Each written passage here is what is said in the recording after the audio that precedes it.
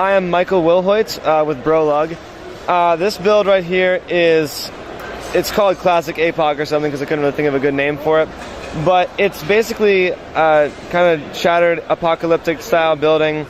And I kind of wanted to go for something a little bit different from the standard. And so I brought in a bit of a Native American theme, as you can see with some of the minifigures on here and the decoration across the chains and whatnot. I kind of actually started out with this, with trying to complete it, but I didn't have enough parts to actually complete the whole thing.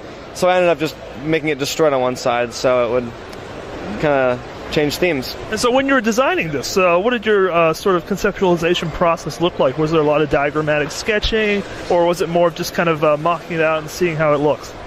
I just kind of fleshed it out as I went along. If something popped into my head, aesthetically, if I picked up a piece and it looked like it would fit somewhere, I did that. I had to redo the columns, though, on the edges, on the corners at least. The gray columns here, I had to go through and rebuild them to add the destruction. The first two floors on the top, with the lights in them, I did not add the interior until after I was halfway through it, so I had to tear it apart and put it back in again. I really don't have a very organized building style. I kind of most people go from bottom to top or top to bottom. I go from middle out. Would you say that most apocalyptic builders tend to have a chaotic building style such as yourself? I mean, I'd hope so. It kind of goes hand in hand, right? Yeah, APOC's a pretty chaotic theme, so I'd think that having a chaotic kind of style would be perfect for it. Now, for someone wondering how to kind of just sort of get started building something like this, what would you advise that they do? Wow, that's a tough question. Use a lot of techniques that aren't seen a whole lot, but also use common techniques in interesting ways. So snots, in this little corner with the rubble and everything, I used some hinge bricks as well as some standard connections to give it a kind of flowing but also crumbling feel. And then using cloth is one thing I love to do.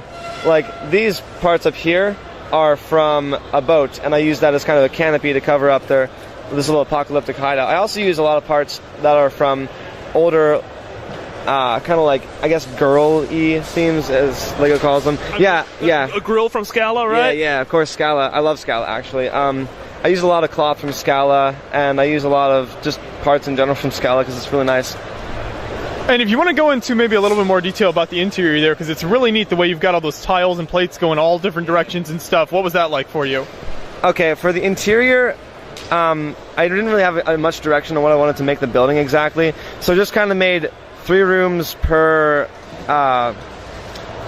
floor. And I used most of my dark tan, small dark tan brick collection, making the walls and the destruction and everything.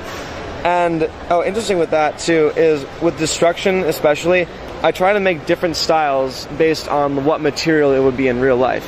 So, the crumbling floors and stuff, I have rebar sticking out of it because in real life you'd see that kind of thing, wooden beams and stuff. This is, supposed to be drywall, so it's kind of cracked and shattered, as well as the rubble on the floor here. That would kind of just be a big pile of dust. And so let's move around to the other side of the creation and take a look at it from a different angle.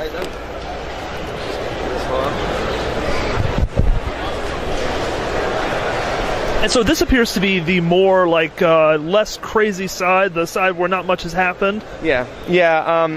Funny thing is, I would have, if this was on its own little island, I probably would have done more with the back here. But since this is kind of facing towards the space hideout, I kind of left this a little barren because it didn't really matter as much for the public to see it.